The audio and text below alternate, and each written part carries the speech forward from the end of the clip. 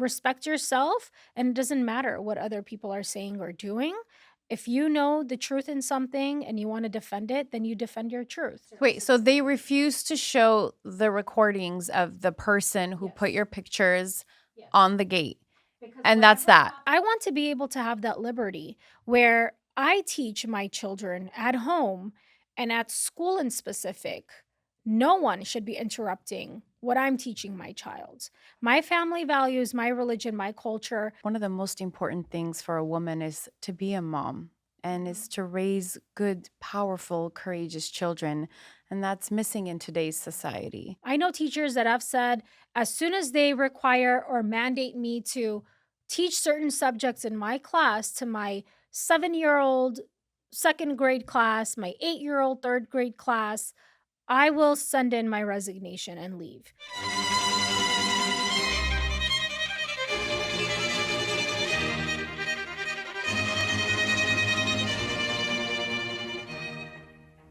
Hello, everyone. Today's episode is with Aneta Krpekyan. Aneta Krpekyan is not somebody new to the community. She is an incredibly powerful, courageous woman and has been on the face of every protest and anything school-related. She's such an important person in the community, and she's doing a wonderful job, God's job, standing up for the rights of children. In this conversation, we talked a lot about politics, but I really wanted to delve into her personal life and how running for the school board of Glendale has impacted her family. She said that it's been very taxing. She said that she's struggled a lot as a parent. Her safety was compromised. We talked a lot about the voting process, the votes, and what's really happening in politics. Her answers were interesting, but they were also shocking at the same time. We talked about motherhood and how important it is to take care of yourself. Just in general, she was such a joy to have around and very admiring woman. It was interesting to see her struggles and how she overcame her struggles with the support of the community, of her husband, her children, her family. And I really wanted to present this to you guys because this is a different side of Aneta. She's a very relatable, empathetic, and sympathetic person. And I'm glad that she was able to relay that on today's episode. Make sure you subscribe to the channel by clicking below. That's really important for this podcast because it shows a lot of your support. And enjoy this episode with Aneta Krpekyan. Aneta Jan, thank you so much for joining me today. It is an absolute honor to have you here. Thank you. I'm honored to be here.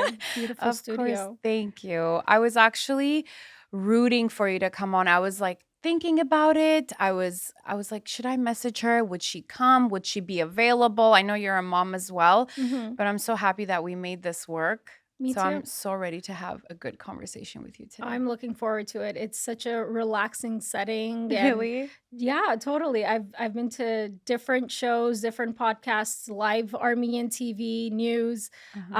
So I feel like I've been in more intimidating situations. Yeah. Today, and I want the viewers as well to know, we're going to definitely dive into your work, your mission, politics, but I also wanted to get to know you as a human being and as a Okay. mom, because I know that this was not easy, and Yeah. we kind of had a conversation over the phone. I can just imagine the effect it had on your marriage, your life, your Yes. children, relatives, all of that. I don't think that people see that side of other mothers. Right. And so, anywho, we will get started. I am so curious to know how this amazing, powerful mama bear got into politics. Talk to me a little bit about this journey. Like, how did you? Well, it was never the goal to get into politics. I avoided it at all costs. I was more of saw myself as a representative of our community and families, especially moms like myself, who were hesitant to come forward, speak in regarding issues that bothered them or concerns that they had. And I guess I became a public figure, a public voice. A lot of people would reach out to me and say, when you speak, it feels like you're speaking from my heart. I can't utter those same words that you say. So a lot of times it made me feel like a lot of people are thinking it, but I'm the one saying it. So it was very overwhelming at first. I'm sure. I would a simple thing, go to Trader Joe's to do shopping, and somebody would approach me and say, "I've seen you. I've heard you talk at the board meetings. I've seen you on TV. The work you're doing is just it's been so amazing, like real, like that you're helping so many parents by taking that step and being their voice." But it comes with its challenges. It comes with its disadvantages, I should say. And to answer your question, I never imagined I would get into politics. And I waited to see if anybody was going to step up and take that initial step of, running for school board in my area. And when they didn't, I just felt this immense amount of responsibility that so many families and people were relying on me. And I was losing sleep over that. And I told my husband, because something I've shared with people before, we were getting ready to move out of that area. Um, and there's this whole conspiracy theory going around that I specifically moved to that area so I can run for that seat, which is completely untrue. I've been living there for years. Just that it happened to open up that in my area, and I just had to happen to be living in that area when that position opened up, that seat.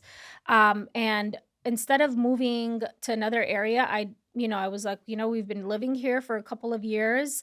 And if the opportunity presents itself where I can run this campaign and be the voice of the people and families like myself, like my husband, myself, then I'm going to take that opportunity because I didn't see anybody else stepping in. I will say it was very physically, mentally, financially taxing all around. It was very taxing emotionally.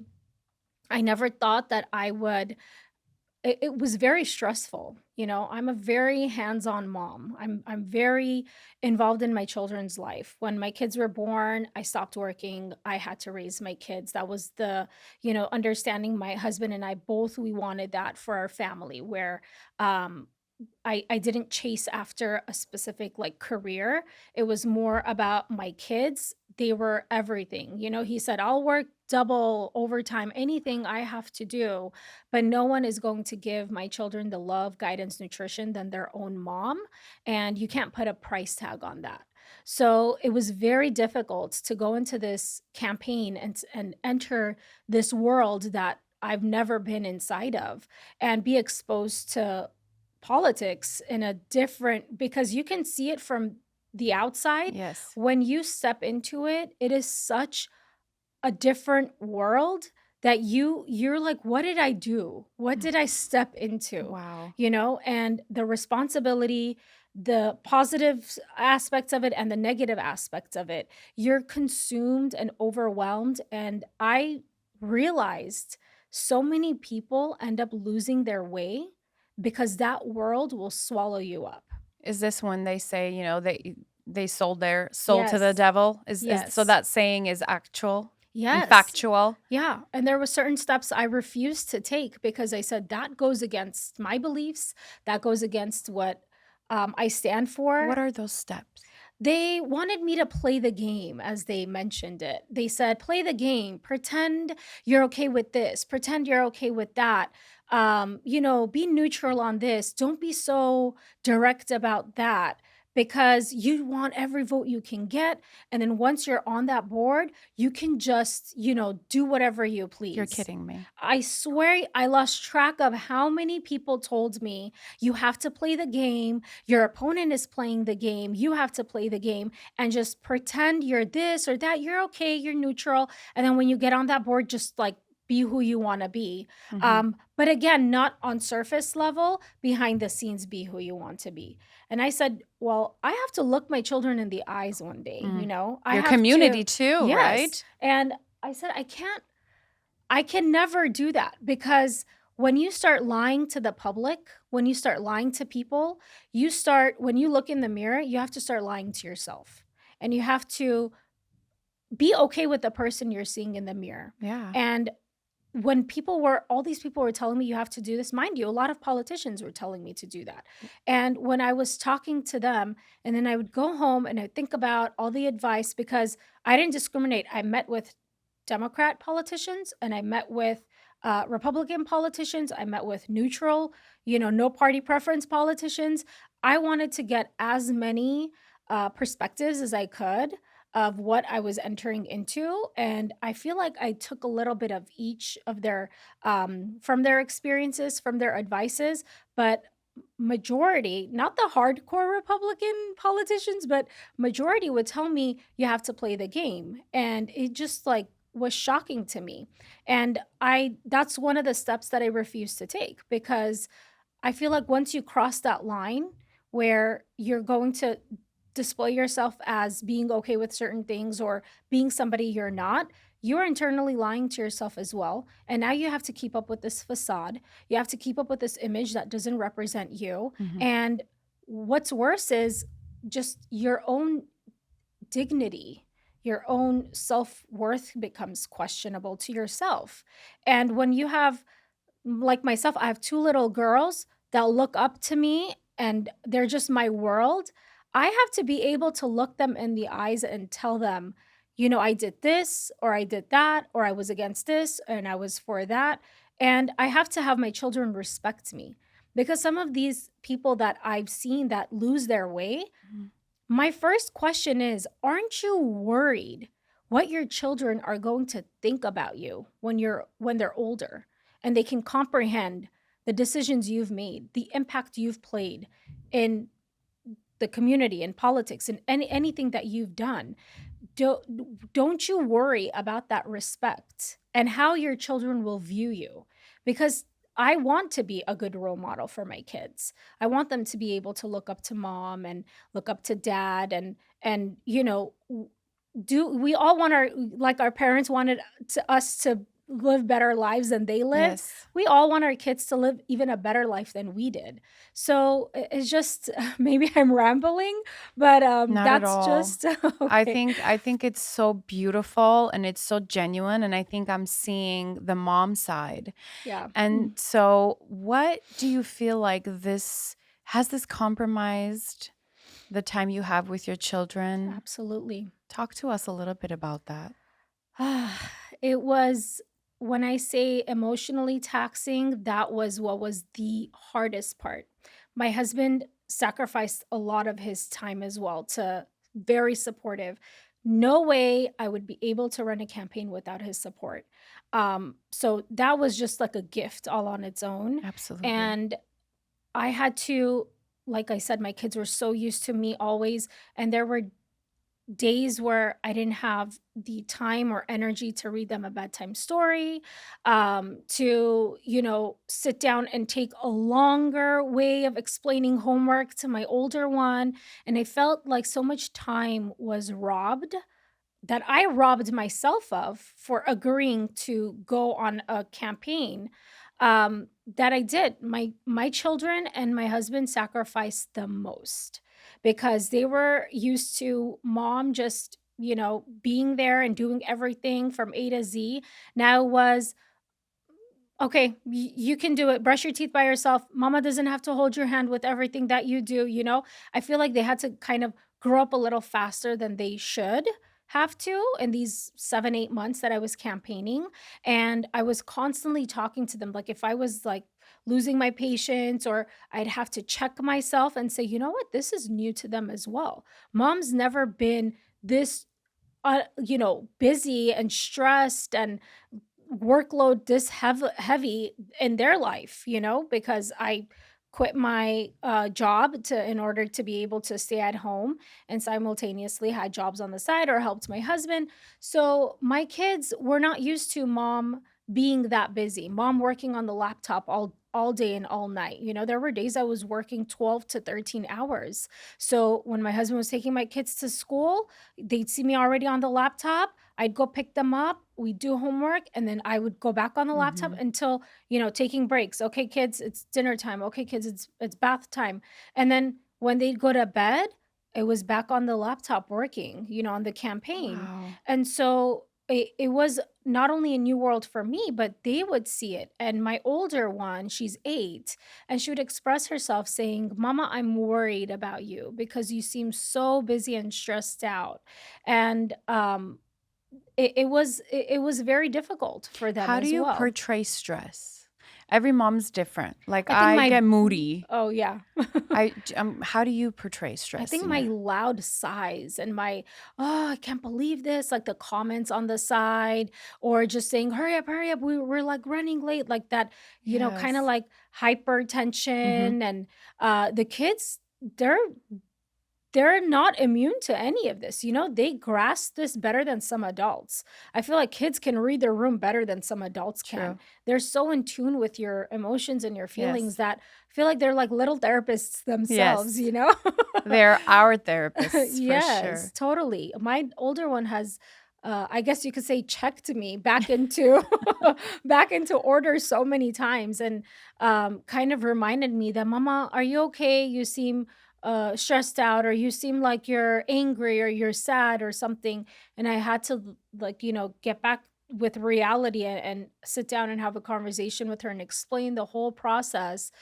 The younger one doesn't understand, obviously, but the Yeah. older one was just so into campaigns and elections and the voting day, and who can vote for you, mama, who can't vote for you. Like, I'd explain the whole process to her. So it was like kind of like a learning experience for her as well.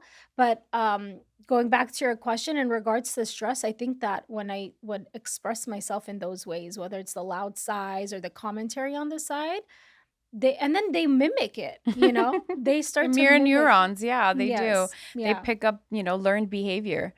They pick up all these totally. things that we have to be mindful. But my question to you is, did you have the support from family while you were going through all of this? I had amazing support. Thank God. Like, my parents, my mother-in-law, my aunt who would come babysit them. Anytime I texted my mother-in-law to come over, she'd be there right after work. Didn't matter how long she had to stay. My parents, every single weekend that I had to work on the campaign, because that's when I would a lot of times go canvassing on Saturdays, Sundays. Um, they'd help me with laundry. They'd help me with home cooked meals, because during the week, so many times when I didn't have a chance to cook, and again, my family's used to home cooked meals, Mhm. we do takeout. Thank God Glendale has so many good Thank places God. to, Places with deliver. real meat. Yes, exactly. Just throwing that out there. Exactly. Exactly. So you can literally have a home cooked meal if you order it in time. But my parents would take the kids, and in every way I've received so much support. I've been so blessed. I think, because if I didn't receive that, how was I going to handle Yes. even like the laundry piling up, the dishes piling up, The mom um stuff. everything. Yes. I, So I think that's such a beautiful statement because there's a misconception in, everywhere you go with moms that, when you are at a certain place in your life, mhm. you have a career for yourself, a good job, whether you're running for house or whatever it is, Yeah. mothers think that you can do it on your own. And Mhm. anytime I have a mom here, I genuinely ask them the question of, can this be possible without the support? Because that's what's put out there. A lot of influencers do say things like, I can make cooked meals. My house is spotless. I make time. It's time Mhm. management, this and that. And yes, you can do that. But there's this other relatable side that all mothers need to understand, that support is important. And there's moms that don't have that. And I would never want any mom to judge themselves to that extent where they feel they're a bad mom or Mhm. they're not making it to cook home cooked meals and they want Oh their yeah. career on the side. You need family's support. Yes. And it's very unfortunate when you come across such great moms that have no choice but to handle both. Correct. They don't have that family support. Like, one of my closest Correct. friend, she lost her mom at right, I think right before she got pregnant with her first child. Mm. She has a very demanding career. She's an attorney, and she has 3 children. And I'm just in awe of her. I'm Mhm. just amazed at how she manages the cooking, the cleaning, the children, and having a demanding career like that. it just boggles my mind, and it's so inspirational, It is. and sometimes I have to tell her, I'm like, "You have to do things for yourself as Yes. well," and I get it, she's very limited with, help because, the first person who genuinely helps you the most is your own mom, um, Yes. and from my experience, my own mom, like, has, been there for me mostly out of everybody when it came to helping out with my kids and my household chores, everything. So when I come across women like that, it's you can't help but admire them. How are you handling all this? And you can't help wonder, how are they feeling? Like, Mhm. do they have the mental support that they should be having? Yes, absolutely. And that's why I always make an effort to say, "Are you okay? How are you feeling?" Right. I think that's missing in today's world. Yeah. And just, check up on them. And absolutely, like there's moms that don't have that support and they're doing a really good job, but it doesn't mean that they're not struggling, Of course. so it's really always important to check back. Aneta, did you ever feel like your safety is compromised? Every day. Talk to me about that. Every day I wondered. For example, I had to change my parking spot because I was parked in an area where there were no cameras around. Mhm. We live in an apartment building. I Mhm. had to change. I went to talk to the manager and I said, I'd like to change my spot where I'm parked in the gated area where I have to buzz myself in because we had options to, and I was parking whatever was closest to my house. And so I told her I have to change my spot. I feel like my safety is going to be compromised as soon as I go into this campaign because I'm already being stalked and harassed when I haven't even announced that I'm running for this campaign. Who was doing that to you? Specific people that are they consider themselves my the opposition. I would say they see me as this dangerous person, as they like to label me, all because I've spoken out against the material that I'm against at public schools, especially for elementary school kids, Mhm. the sexualization and the just the grooming of the specific topics that they'll bring up. And Mhm. oh, grooming, the word offends them, but it is, I call it like I see it. Um, and they'll twist and turn the narrative because when they can't defend themselves, you have to make, me the bad guy. They have to Yeah. label me as the bad person. So one day when my husband was dropping off the kids, he called me and he said, "Your poster is posted all over our daughter's school, on the gate, on the sidewalk." They printed a picture of me and they put on it that I'm a teacher harasser, I'm a parent harasser, I'm a student harasser, associated with dangerous groups. Put some information saying that if you see people who are associated with these groups, call 911. They're a danger to society. And another poster right next to mine, they had put of a Nazi sign, and they had put that on school property, on sidewalks, on stop signs.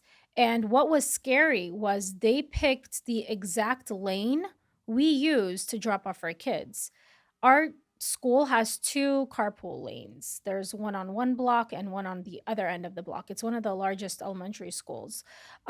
So that poster was placed even on the way that we come, that's not even towards the school, but the path that we take, and it made me wonder how much they're following to look to see what road I'm driving, which path I'm taking to bring my kids, or parking where I'm parking to pick them up. And then somebody had left some flag on our front door, and I don't know who it was, but What flag was that? it was a heart-shaped LGBTQ, flag, and it said "Love is love" on it, and they had hung it on my front door, and I posted it online, on social media talking about it, and the other side, of course, they gave me all this backlash, like, Anita's making stuff up, and, you know, to downplay the fact that somebody took the initiative to come to my doorstep Yeah. and hang that, first of all, okay, what does that have to do with me and you coming to my doorstep, you know? So I do feel like my danger was compromised. I had to have a talk with the principal. I had to have a talk with the student services director, and I, tell them that you can label, call me whatever you want, but I want you guys to know I will never tolerate anyone doing anything to my child. So at school, I need to make sure you guys are aware that certain things are happening on the outside, and I will never tolerate it if it happens on the inside where a teacher or a staff member or anybody targets my kid. That's something that you're crossing a territory that, you know, it's like the gloves are off. I'm sorry. The gloves are definitely off.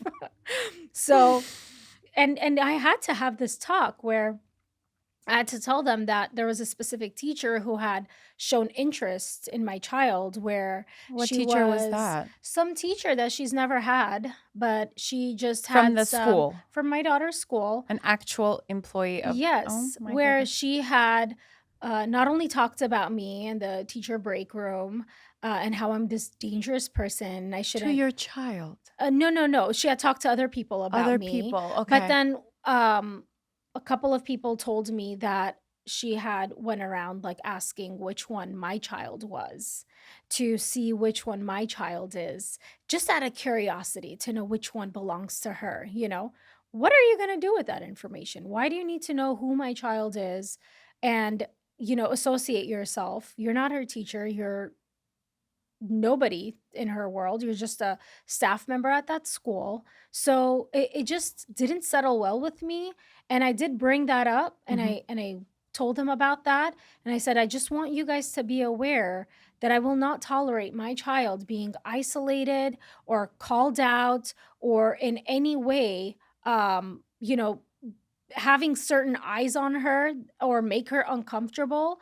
And thank God she has an amazing teacher. My child has an amazing Do you teacher. have a good connection with her I teacher? do. Yes, Beautiful. she's just very good. She's very, very in tune with all the parents in the room.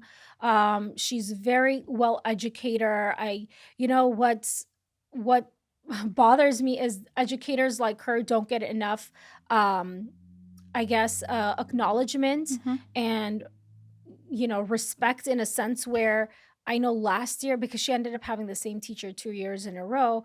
Um, Last year, they had placed 5 non-English speaking kids in her classroom. Not to get into too much detail, but basically, it was such a struggle for her as an educator to have to deal with all so many kids that were already behind, and then English second language learners. And at the end of the year, I didn't see any kind of like acknowledgement or those educators, they don't put up high on platforms, and I feel like it's the more activist teachers that end up getting uh acknowledgement and like, oh my god, they're amazing, they're this. Well, what about the ones that behind the scenes aren't letting politics into their class, aren't causing issues and division amongst communities and families, and are just there to solely educate the kids and help them become better individuals, you know? Yes. So it's very sad. There's a lot of like problems within that as well. So what did you do about it then? Like, how did you create a safety place for you? Because it was, I could imagine the Yeah, difficulty. It's scary. right. It absolutely is scary. So how did you create safety I for yourself? filed a couple of police reports. I was surprised at the amount of times the cops said, "Oh, we can't do anything about it." Wow. I was very disappointed in the leadership of the school district, where 3 different elementary schools had been placed with those signs, and not just me. The other schools had other signs placed as well. In particular, when they had placed the Nazi sign, and I told him, I said, how would your Jewish students and families feel dropping off their children, and this sign is on there? And they said, well, since it's from the outside, it's not, because my purpose was, in my police report, I needed more evidence, and I asked them to access the surveillance, Hmm. and principal refused, and the director of student Wait, services so they refused. refused to show the recordings of the person who put Yes. your pictures Yes. on the gate, Because and that's whatever that. happened, yes. whatever happens on the outside is not in our control. It's not in our jurisdiction. But W- you have it. You have it. Yes. I'm like, so if you see on the sidewalk, there's a person who's drinking alcohol or smoking weed or something, you're not going to, call the cops or try to They do. eliminate. Of course you are. You're going to try to eliminate. It's out of your jurisdiction. Why are you getting involved? And So very, very disappointed. And they had this like smirk on their face. Like, what are you going to do about it? And I really. have no respect for people like that whatsoever because Mm. they're basically picking a side because I guarantee you if another type of flag was disrespected and placed on any of the school properties, even across the street from the school, they would take every initiative because at that point it's considered a hate crime. But if it happens to someone who's a conservative, somebody who's been outspoken about and very direct about what I stand for and what I don't, agree with, they oh, it's freedom of speech, it's this, it's that, and it just like got brushed away and just, like it was irrelevant and it left me to deal with it. And I think the what helped was the amount of support I received from the community where I felt like I was safe because there for every opposition and every person who was against me, I truly felt that there was 10 people that were with me and for me. All across Glendale and other neighboring cities where I felt the support. And I would talk to my husband about it. I said, "Do you think I should drop out? Do you think that we're in danger or anything?" And his response was, "I wish someone would try. Like, I wish they would try to do something to my family." Like, there's no joking about that. But, I'm like laughing at it now, but at that time he was like, "You do what you have to do. Do not worry about your safety Wow. because nothing's going to come your way." Like, he gave me that confidence. As he should. Yes, and As he and he should. said nothing's going to hurt you or but I still couldn't help but feel the dangerous aspects because my opponents um canvassers or volunteers, I should say, came and took pictures right underneath my children's window, holding up her sign. And they had located our window. We live in an apartment complex. There are many balconies, many windows. They just happened to know, oh, they're just canvassing out there. They could have been anywhere, right? How did they know specifically which uh, apartment build balcony is ours and which windows are ours? And they took pictures right underneath my children's window and they put it on social media like, oh, we know where you live, basically. Threatening you. Yeah.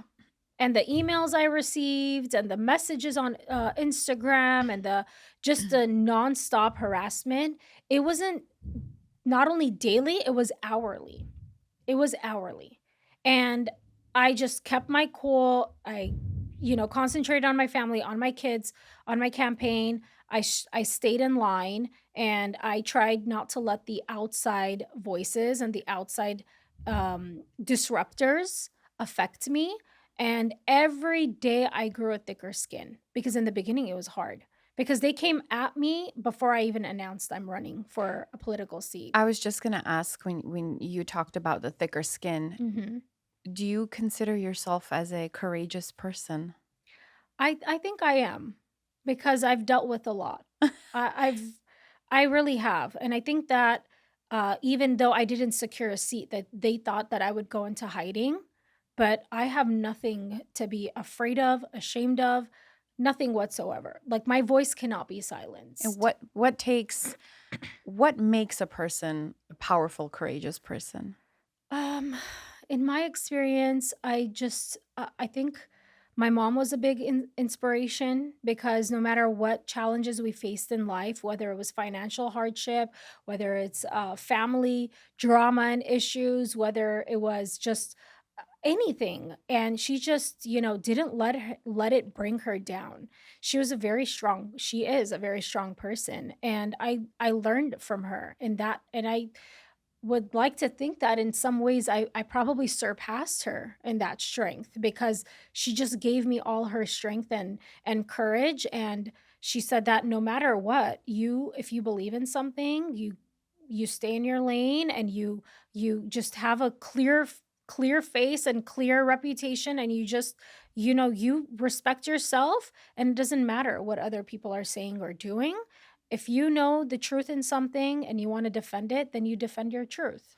I love that. I In today's world, I think that one of the most important things for a woman is to be a mom and is Mhm. to raise good, powerful, courageous children, and that's missing in today's society. I Yes. think that now a lot of women are very invested in their careers, which is still very important. Mhm. But mothers, we have such an important role that we impact our children to be tomorrow's society. And a lot of women have forgotten how important it is.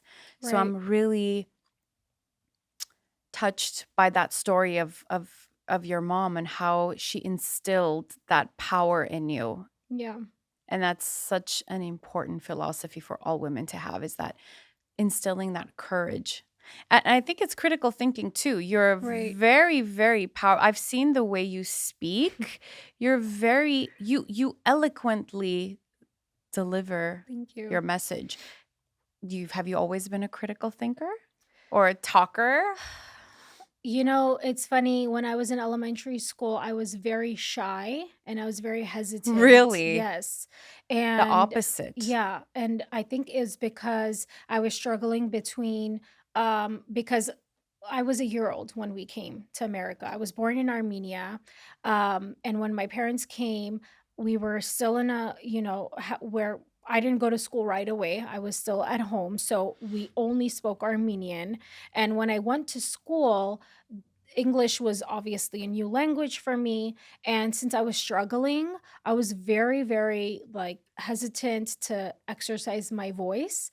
And then I don't know, I think trial and error and just telling myself you can either be the shy, passive, person who just kind of gets intimidated, because I remember very clearly my second language teacher, English second language teacher, called me stupid because I couldn't read a specific Oh sentence. my And goodness. until this day, I remember What's her being name? I don't remember her name. I remember her Call her face. out. Yeah. I don't remember her face, but I remember her. Oh, so sorry. Sometimes touch this. No, no, no, it's fine. Um, You're good. I You're good. don't remember her name, but I remember her face. They would have the English second language learners go and do study sessions in the library. And I still remember exactly which table we were sitting on. And she kept telling me to repeat this line, and I was struggling with it. And then she said, "What, are you stupid? It's not that hard. Just say it." She's like, "I'm saying the words, just repeat it after me?" And I feel like as I grew up, I didn't, even as a kid, I recognized that I don't like being in that situation where somebody can just step on me like that and insult me like that. So from a young age, I started deciding that either you have to stand up for yourself, or you're just going to be swallowed up by the rest of the. Which is true. Yes. And I teach Which that is to true. my kids every day. "Oh, so and so didn't play with me." So go play with another kid. There's hundreds of kids at the playground. "Oh, so and so was mean to me." Don't talk to them anymore. Go play. Go even play by yourself. That's okay too. You have a book with you. You have your coloring with you.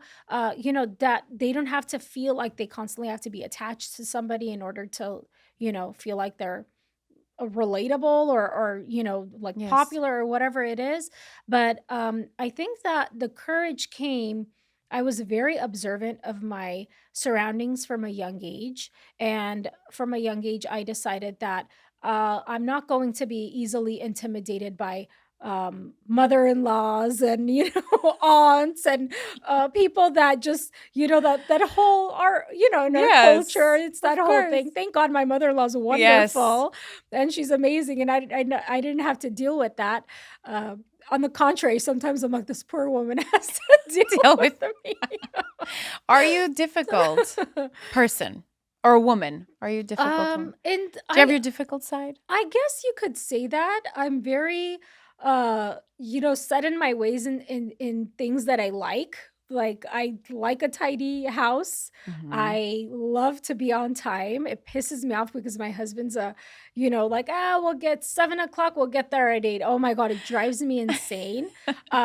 Every time we have to go on a trip, airport. So time-wise, I'm very like, he calls me a drill sergeant. He's like, it's like living with a drill sergeant. Like, get out, get a move on.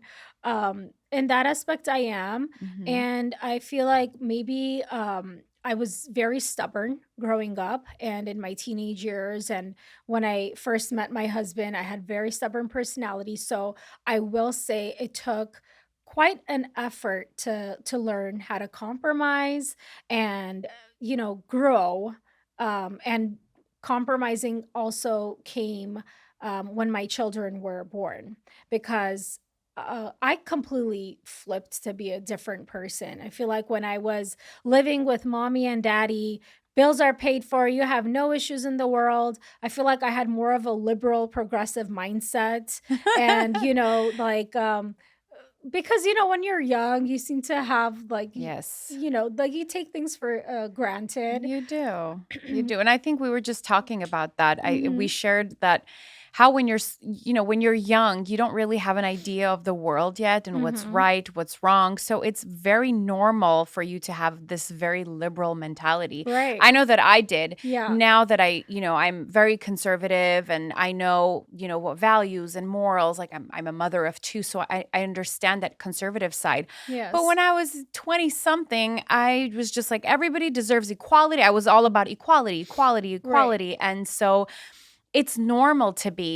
Do you feel like we're doing a bad job being empathetic to the other side? Um, no, because we right now we're not experiencing equality, as you're What do you think saying. we're experiencing? We're experiencing major discrimination for being who we are. But aren't we discriminating? Are we discriminating? I don't think so. If we are, then we need to learn not Mm-hmm. to. Mm-hmm. Um, I've always voiced my opinion of there are even conservative Armenian families that I don't agree with the way they, Yes. handle their households. Sometimes it could be too much. Exactly. And then there are people where the type of businesses they get into and their children are aware of those businesses.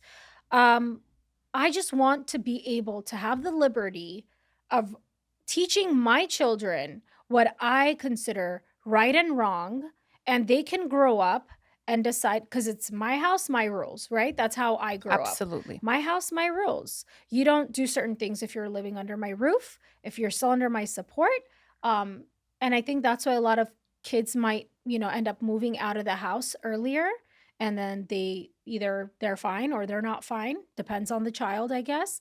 But I want to be able to have that liberty where I teach my children at home and at school in specific. No one should be interrupting what I'm teaching my Mm-hmm. child. My Absolutely. family values, my religion, my culture, what we deem to be natural, what we deem to be normal or appropriate, whatever it is, your teachings shouldn't interrupt with what I'm teaching my child. So I feel like when they are going against that, the discrimination is against us, Mm-hmm. telling us that we have no right to have an opinion about how our own children are raised. Because they're exposed to it outside already, so might as well start them young. That's the idea. Yes, but the child will be exposed to cuss words, let's say, on the playground. The child comes home and asks, "What does this mean?" The parent Mhm. responds whether they want to give a full blown explanation, whether they want to give examples, or they tell them, "It's a bad word, don't say it. When you're older, you'll know what it means." But now imagine if a child hears a specific word and goes to a teacher and asks, "What does this word mean?"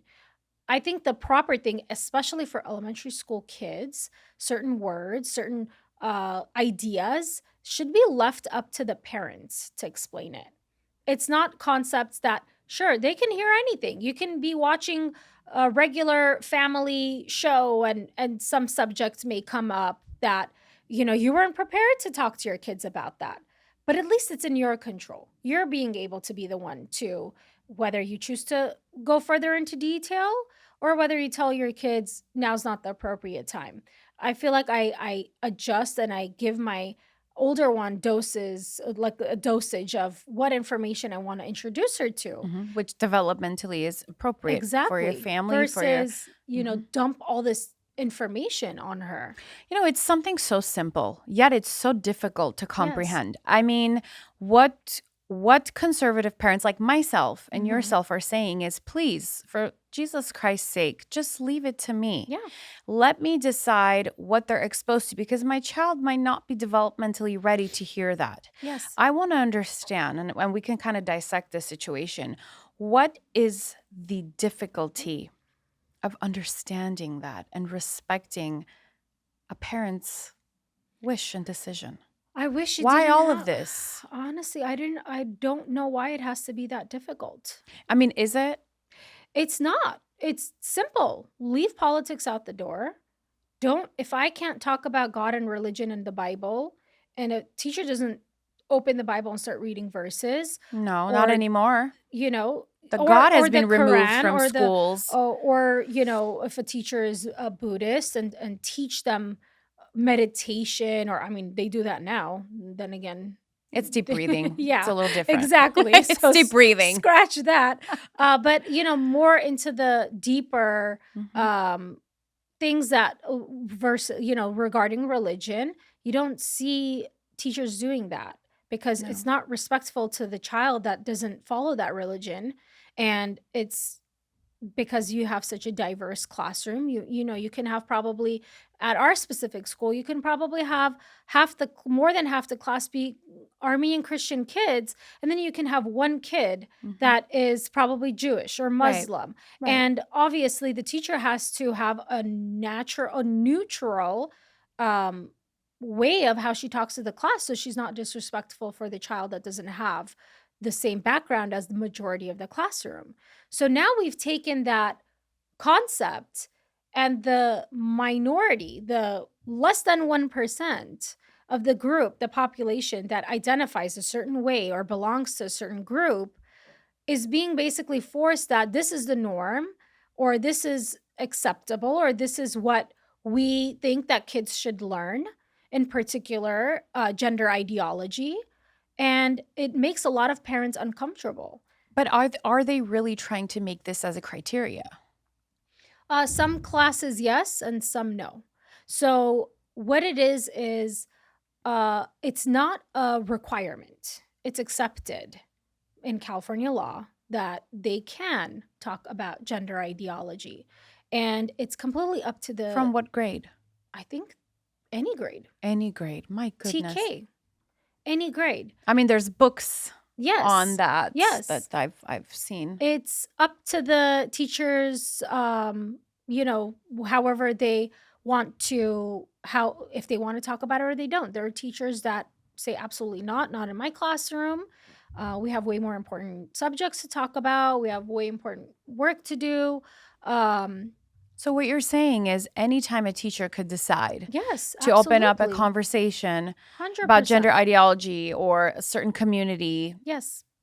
being They can gay, do whatever it is, whatever they and want. it is a law that it's permitted, it's Yes. okay, and you can't do anything about it. Right. You can't opt your children out in public schools. Private schools, you're paying a lot of money, so you know the type of private school you're sending your kid. Mhm. So they're a little bit more, even though they have their right too. They, if they're not a religious affiliated private school, they have that right too, because they follow state laws and curriculum.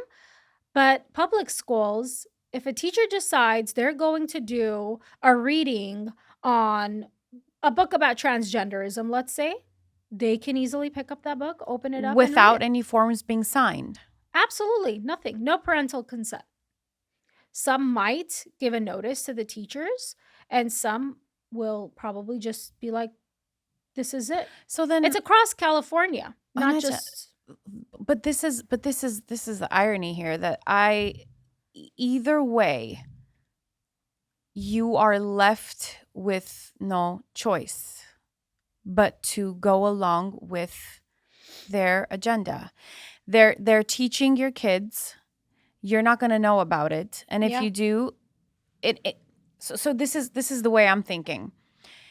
Either way, you're going to be pushed to talk to your child about that, Yes. whether they are developmentally not prepared to hear what you're going to say or not. Right. You are obligated, which means doing something you don't want to do. You're Right. obligated to talk to them about the whole transgender movement and Mm-hmm. expose them to that world, because it's better that it comes from you than them going to school and having them, Right. a teacher read them a book and then have them be in shock, like, what's going on? Either way, you're Mm-hmm. going to have to expose them. Right.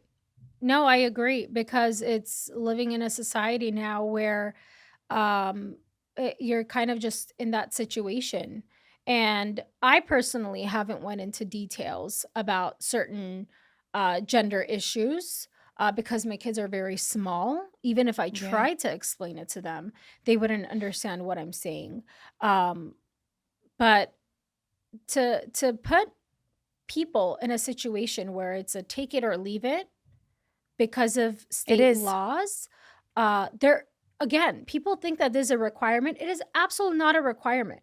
I want people to know that it is at the discretion of the teacher, the principal, the district you're part of. You know, because there are districts that they're like, no, we don't want to bring this controversial topic into classrooms, especially after pandemic. So many kids have been behind Of academically. course. It's a hot topic amongst parents.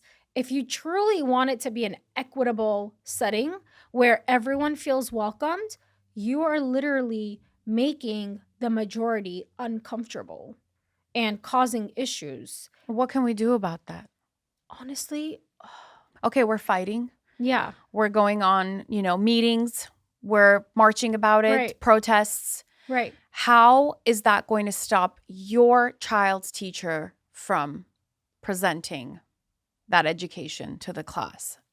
I think that's why a lot of people pull their kids out because they don't trust the system. They don't think that What's stopping your teacher from doing that? Sorry to cut you off, but no, I no, just it's really want to ask that. yeah, What's stopping? nothing's stopping her. But I guess since I know her personally, my specific child's teacher, beyond that, it's worrisome because So you have no control. no, you don't, unless you pull your kid out, but I have the liberty and I have the means to pull my children out. One of them is right now in private because she's small. She's starting, in August. Hmm. I have the necessary or the necessities, I should say, or the setting where I can do homeschooling. I can do private. Um, Even though private is ridiculously expensive right now, so it would be very, very difficult to put two kids in private. It's very It's very expensive. It's like expensive. 1,200 to Yes, 1,300. yeah, totally. But then the reason why I stayed around to continue my fight are because of the hundreds and thousands of families that don't have that option. They can't afford private schools, Yes. and they can't do homeschool because, especially after the 2020 war, Glendale had a surplus of a lot of Armenian families that moved to, and they specifically came to Glendale to be closer to their community because it's like the next Armenia, right? Yes, it Where is. are you going to go to have that big of an Armenian community than Glendale? And there are a lot of families that the language barrier is a major issue where they won't be able to homeschool their children. They want their children to learn proper English and succeed and move forward, do well in this country. So with that being said, I couldn't eliminate myself from this fight because I'm not the type of person where, and I wish I was, maybe my life would be easier where I could just say, okay, I'm getting my kids, I'm done, I'm out. No longer my problem. Because if my neighbor's kid is affected, my friend's kid is affected, eventually my kid's going to be affected because this is our society, this is our community, and I can't just ignore, oh, my kid's safe, that's all I care about. So when you say, what can we, so sorry, what can we do more? Passionate. What can we do more? I came across two different moms throughout my campaign. I came across moms that on a daily basis were in touch with me of how can we help you? How can we help you? What can we do? They did phone banking, they did knocking on doors, they helped with flyers, they helped spread the word, they helped with yard signs, everything. And then I came across moms who could care less. They love to complain, but they did nothing in the matter of, Indifferent. yes, very That's, indifferent. in Oh, I'm Armenian, this there's and a word that. for that. It's antarberution. Yeah, And it's so scary. very. Because at the end of the day, this is for your own children, you know? And the amount of backlash and harassment and so much negativity that came with it.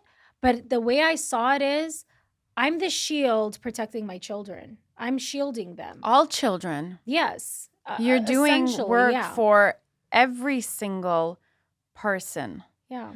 that is not or is And I took all scared. the, I guess you could say, the bullets. Punches. Yeah, all the punches, all the bullets, all the You and negativity, your and family did. right. Your children did. Your husband did. Your parents. Absolutely. Yeah. What do you need from the community? What do you need people to do? I need them to be involved in their own children's schools more. There are families that they can't because of they work a lot. But I know many families who have not once volunteered in their child's classroom. And it's not to shame anybody. It's to say that we live in a different world.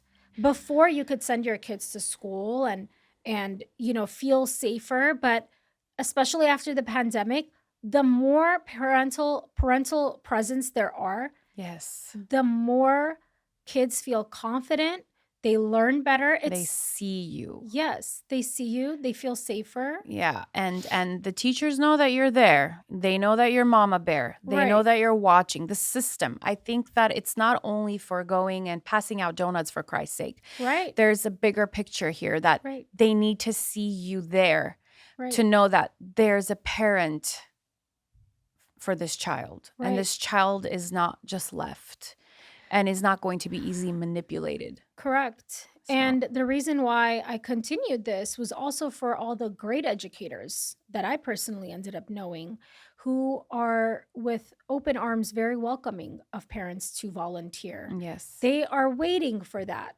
And I think educators like that need to feel the support of our community of parents, especially because what's to stop them from leaving? I know teachers that have said, as soon as they require or mandate me to teach certain subjects in my class to my 7-year-old second grade class, my 8-year-old third grade class, I will send in my resignation and leave because that's already affecting who I am as a person. Because right now it's not mandated, it's at the teacher's discretion. And a lot of teachers choose not to. And that's why I thought that, our schools, as much as they claim that we want to take the schools down, we want to do this, I saw that there's still some potential that we can save our schools. And it's just gonna get worse if parents don't get involved. Aneta, how can we save the school if it's already a law? Um, I think the right type of educators need proper support. That's what I've gathered, that they're intimidated by their own unions, teachers. Mhm. Um, they don't feel protected when the union is supposed to be your first order of protection, I should say, for educators. And the activist teachers have had more um, encouragement, more support. And the handful of activist teachers have done so much damage where I'm sorry, but the teachers that have stayed quiet have contributed to the downfall of the public education system because everybody's intimidated. What are they intimidated about? Losing their job? That's it. Just I'll losing their lose my job. job. I don't know what type of money I would have to be, but then again, that's like me coming from a comfortable place probably. I don't want to judge them on that, part where it's a lot of people depend on that paycheck. That's their Yes. livelihood, See, this is the and they love side. their job. They do. And I think that this is important for people to also see this side of you because you are a very empathetic woman. You do sympathize, you do I empathize, and you do. do. And I don't think that people get to see that because your position is to fight and to set things straight and to speak truth, but they're not seeing the sensitive side that you're a person and you still feel and have empathy and Totally. understand where a lot of people are coming from. Right.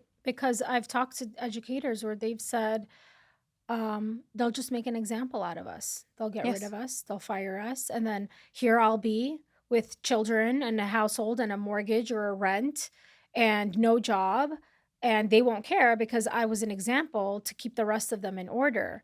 So, I don't know, maybe I'm just a person who just still believes that we can save the school district because even though we didn't win specific seats, we didn't occupy it with somebody that's more on the conservative side. Involvement. And then honestly, if it's intolerable, if you're at a school that's intolerable and there are too many teachers that are activist and pushing, what other choice do you have but to get your kid out, or find a different arrangement? But again, I guess it depends on the family and what they can do because a lot of parents have been accused, just pull your kids out, but it's easier said than done, Yeah. pulling your kid out. Talk to us a little bit about the votes. Mhm. So you were running Mhm. and didn't get elected. Yes, I So didn't talk secure the seat. yeah, so Mhm. talk to us a little bit about that. So my area is the lower end of Glendale, where Americana is. Um, all these apartment buildings. There's a lot of old apartment buildings, a lot of new apartment buildings. It's a very mixed, I would say, demographic Mhm. because you have the either just, single family homes, you have duplexes, you have condos, and then you have the huge apartment buildings that house hundreds of people. So it was very, very different, like very different experience when canvassing Mhm. versus other areas in Glendale where there are barely any apartments. It's more single family homes or like ADUs and things like that, where it's residential more versus mine was a very mixed. It's either commercial, residential. Like you can go on one street, it's all commercial. The following street will be all residential. Mm. And one street was just all apartments. It was just such a headache to deal with. So, in order to get votes, you have to talk to as many people as you can. Mhm. You send out mailers to let people know more about you. And one thing I wanted to mention is so many people advised me to, you have a beautiful family, make sure you put them on your mailers. And I didn't feel safe doing that. I didn't want to expose my kids. I didn't want their pictures floating around in thousands of households. It just didn't feel safe. I didn't want to use them. And I said, if people are going to vote for me, they're going to vote for what I stand for, what I represent, regardless of what my family looks like. So I won't use my kids to, Yeah. my cute little kids and put them and gain votes like that in that way. So a lot of the challenges were the apartment buildings. You'd be surprised how many people were very supportive. You'd be surprised at how many people just like slammed a door in your face. My most weirdest comment was when I talked to some lady and she said, "Oh, I only care about animals. I only care about animals." And I said, "I'm sorry, I don't understand. I'm talking about the school system." And she's like, "Well, kids have parents that can care for them. Animals don't have anybody to care for them." It was just like the most bizarre conversation. So in regards to like votes, you have to be open-minded there. You're going to come across very, very different people, you Mhm. know, all walks of life. I've seen houses that I never thought existed because on the map, I'm like, where is this address? And I'll literally like Google map it and it'll take me behind some alley, behind some shed. And I'm like, oh my God, there's a house over here. I never imagined that. So, and the votes, 7 days leading. So on election night, I was on a high lead. And then little by little, the gap would be like closing, but it was still really good. So 7 days in the lead. And then they did a surprise voter count on a Saturday, unscheduled. And then just this bunch of votes got dumped in my opponent's name. So I don't know if it was like later harvested ballots that came in. What? Yeah. And so she literally like surpassed me. So it's like a strong lead and then, little bit difference and then all of a sudden just surpasses me in votes. From how many votes? Well, I was ahead by 465 votes Ahead 465. ahead 465 votes, and then that gap just kept closing, and then it was just like this dump in her name, and it was like surpassed me. 250 votes, 300 votes, just like every day when they were doing that update. And because of the way that Los Angeles County handles their electoral process has discouraged a lot of people from voting anyway. And so getting out the vote was like pulling teeth. Did you vote? Did you vote? No, not yet. Listen, you have to vote. What's the point? They're just cheat. I'm like, no, if there are large margins, it's harder for them to, do anything, have any discrepancies or But whatever it do is. they cheat?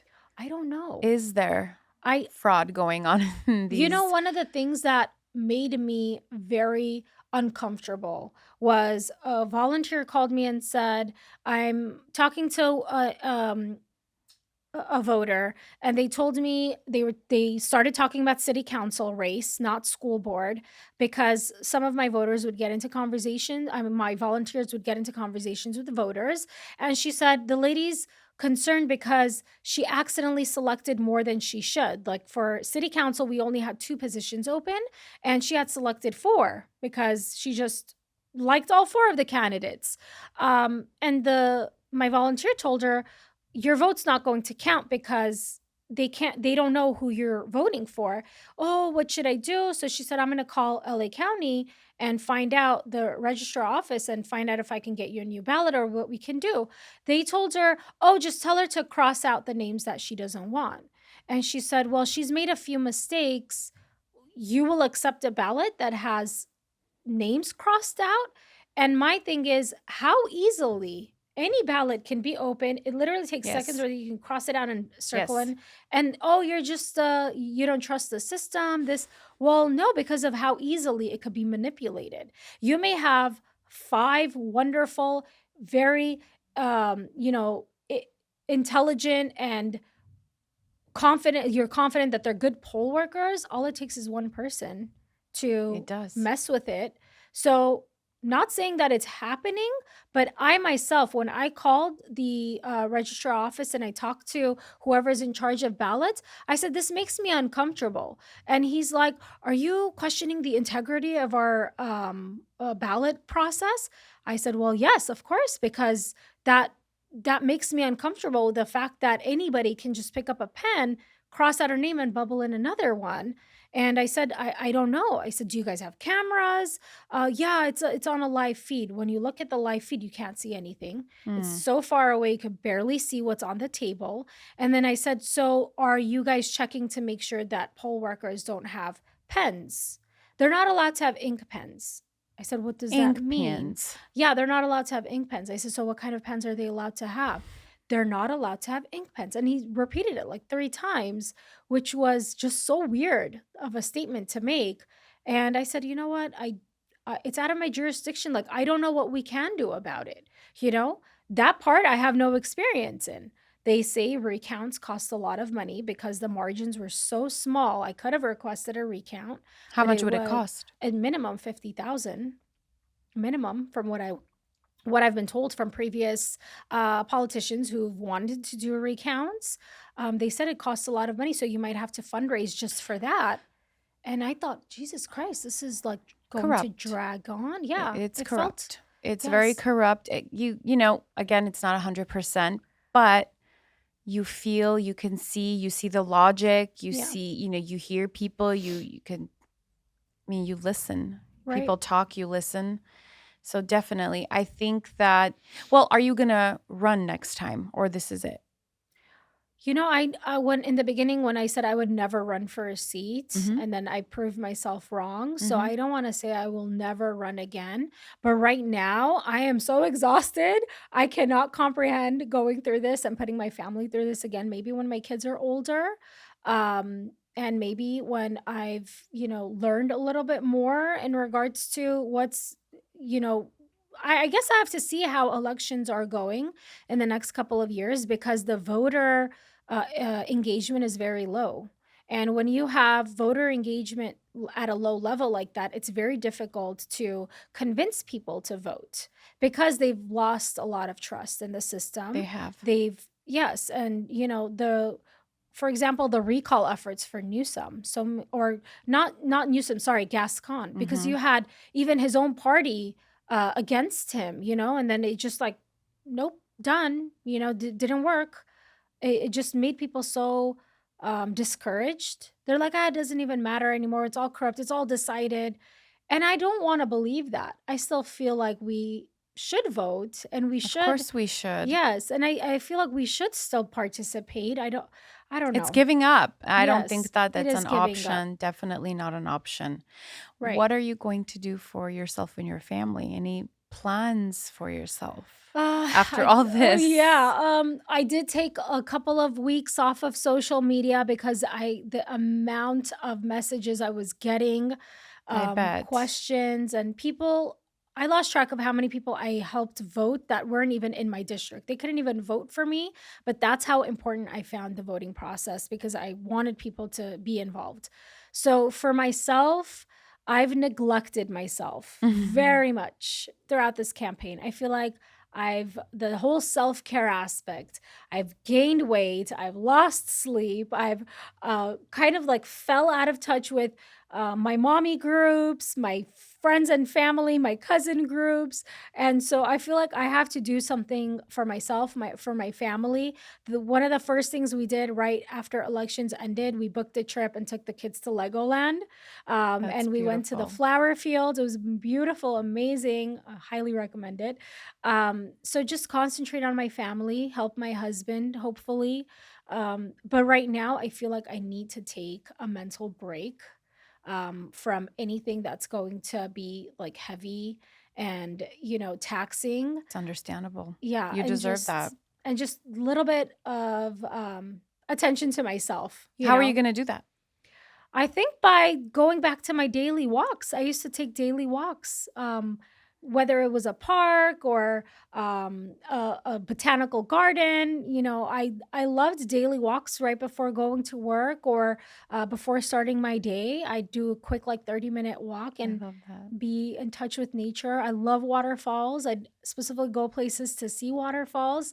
So I feel like I have to kind of do that and get back to my exercising. My cooking was such a big therapy for me, and I've It's the neglected it best. I'm is. learning how to make sourdough bread. Oh, I'm yum. so excited. I've registered for classes. So I Oh, know. you I have to think give me cooking, information. I will. I think cooking is such a big part for us as Armenian women. Yes. Aneta, Especially when you cook with your hands, I know it's you therapy. It's yeah. therapeutic. One question I have for you is what parts of yourself do you love? And what parts of yourself you don't?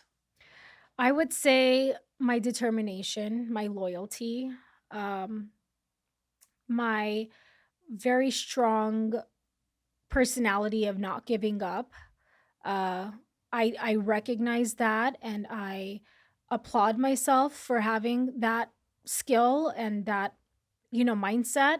I'm not one to easily break, which I admire about myself as well. Absolutely. And it's very hard for people to recognize that. And I will say it took me a while to get to that part in my life where I recognized my own courage and the amount of responsibility I took upon myself. And I still didn't let it break me. People lose campaigns and then they go into the hiding, but that's not me. I can't do that because regardless, I still have my kids in that school. And then it kind of like in reverse, the parts I don't like about myself is sometimes I tell myself, why do you care so much? Like, be a Wow. little bit selfish. I wish I could be a little bit selfish, Is but that hard? sometimes very hard. Why? And because I compare myself to other moms and I'm like, they're so out of touch with all this.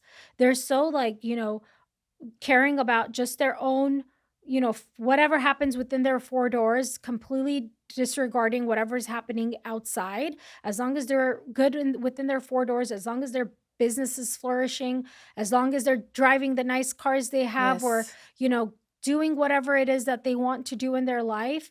I sometimes resent myself for not having a little bit more of a selfish personality where I could ignore certain things. And yeah, I think that's one of the biggest ones where I wish sometimes I was more selfish, you know, and just Yeah. cared a little bit more about my family always comes first. But one of the things that I think I don't like about myself is I haven't been putting myself first. Is this something that you learned that is important for you that you're going to do? Absolutely. Yes.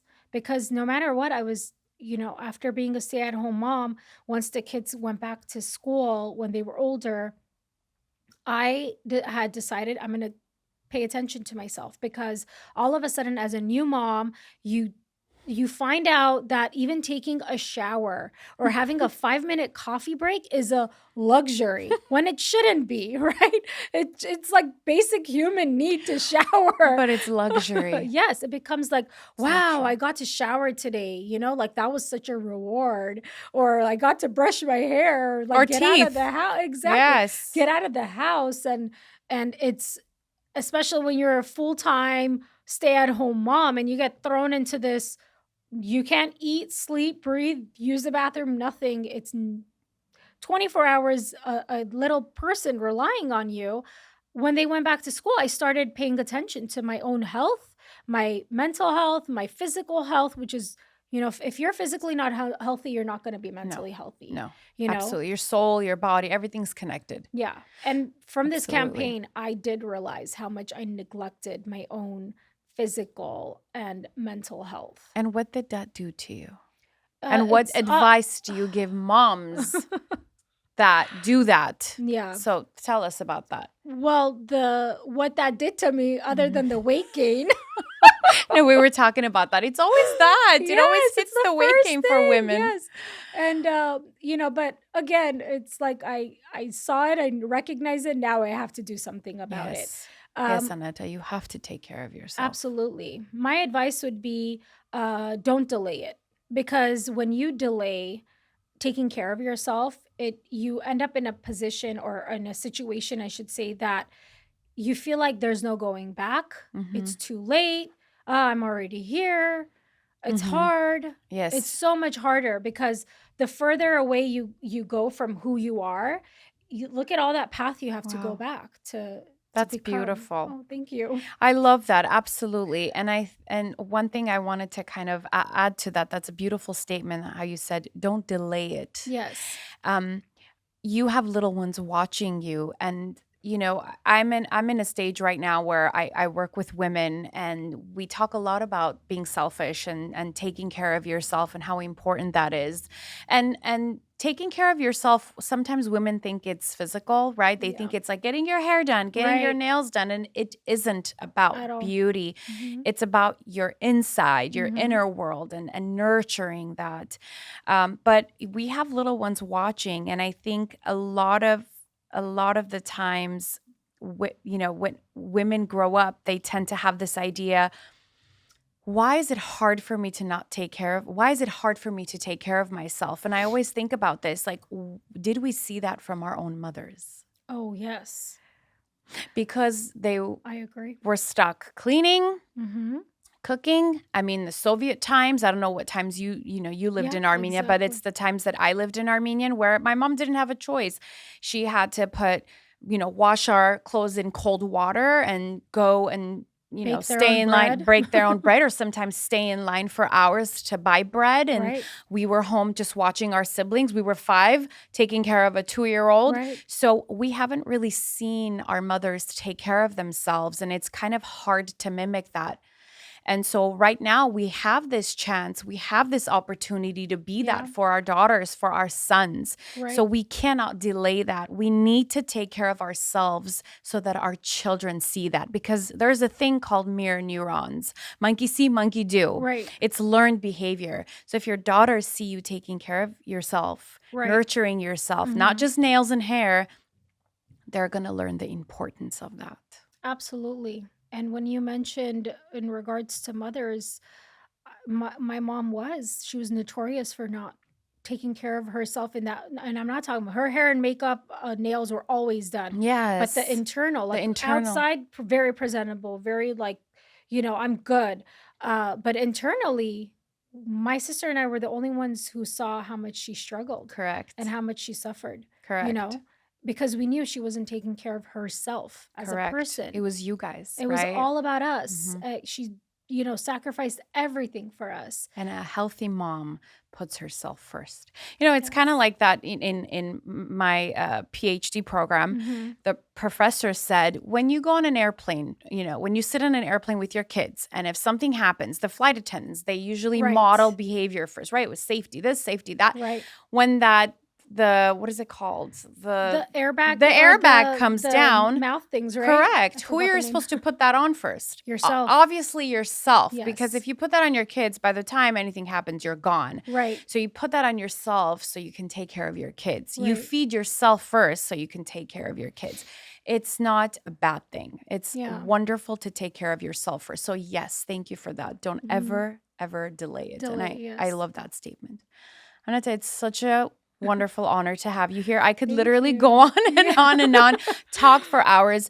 You bring such insight and you're so inspiring. I actually do admire your courage, because Thank you. at any point you could have been like, what is the point? As you said, so many moms are behind doors in their safety and their kids are good. And you're out here fighting the fight. So I admire you and Thank you. I thank you for that. I don't know how often you hear that from people, like wholeheartedly. I thank you for that, because Thank you you. are a person that's doing God's work. Thank you. So thank And you. it's a badge of honor. Thank you. It's a hard one, but I have to do it. Thank you, I'm sure. And we Thank all you, have to. Aditya. We'll follow you. Thank you so much. I Thank you. loved your studio. I'm so honored you wanted me to be a guest. Yes, I did. So very much appreciate you give me this platform to speak, regardless of what the election results were, because I feel like Always. people usually they get more attention if they're winning, the You are seat. a winner. Thank you. I see myself as a You winner. are. Yeah. You better see yourself. You are a winner. Aneta, one last question. What Sure. advice do you give moms? It's such a hard world. And I feel like the biggest responsibility and the biggest burden is on mothers. Um, but I will say I was and became a better mother when my relationship with my husband improved. Oof. So it's like the teamwork was I made myself he made me a better person, I made him a better person. um and to recognize and that fathers don't get a lot of, we sat here, we talked so much about mothers, that fathers don't get the proper recognition that they should. Yeah. And I have an amazing dad, and my kids, like, my husband's their world, um and I think just that whole family dynamic, it's already at risk. It's Mm-hmm. the nuclear family is at risk.